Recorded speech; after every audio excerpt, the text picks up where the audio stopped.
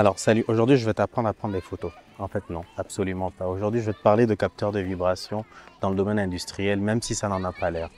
Et je vais prendre une analogie avec justement la photo. Ok.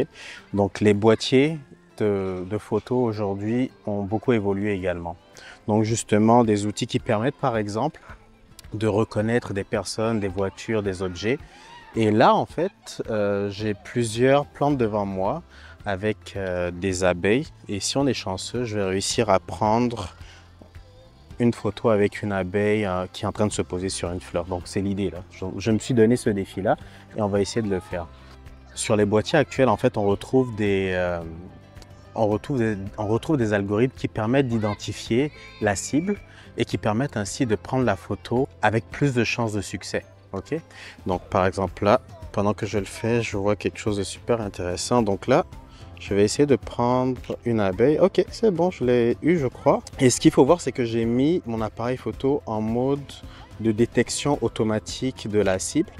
Et ce que ça fait en fait, c'est que quand ça va détecter, par exemple, que le sujet principal, c'est un insecte, dans ce cas-là, une abeille, ça va faire la mise au point beaucoup plus vite en fait pour prendre le sujet en photo. Donc ça permet de s'assurer d'avoir une photo qui est belle. Donc avec le moins de flou possible, et donc de réussir ces photos, aussi simplement que ça. Donc pourquoi je fais cette analogie, c'est qu'aujourd'hui en fait on trouve des technologies qui permettent d'être beaucoup plus efficaces dans le domaine industriel, notamment dans le domaine de la vibration. On va parler ici de capteurs de vibration intelligents. Donc les nouveaux capteurs de vibration en fait, c'est des capteurs qui vous rendent l'analyse vibratoire beaucoup plus facile à interpréter. Donc ici, c'est pas de retirer en fait de l'ouvrage à un spécialiste en vibration. Au contraire, c'est juste de rendre les processus de maintenance beaucoup plus pertinents, beaucoup plus efficaces. Donc d'être beaucoup plus rentable aussi pour les compagnies. Et nous, on accompagne les compagnies justement avec leurs enjeux d'efficacité dans le domaine industriel en fournissant des solutions comme les capteurs intelligents de IFM.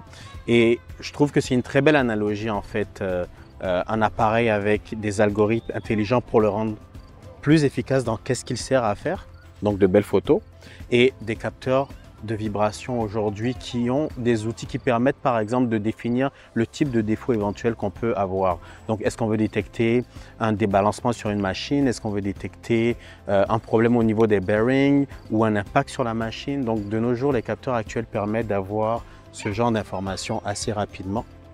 Attendez, ça a l'air beau ici. Donc vous l'aurez compris, autant on peut avoir de l'intelligence artificielle dans les appareils photo de nos jours pour assurer le suivi d'un sujet. De la même façon, du côté industriel aussi, ces outils sont utilisés pour rendre les opérations beaucoup plus efficaces.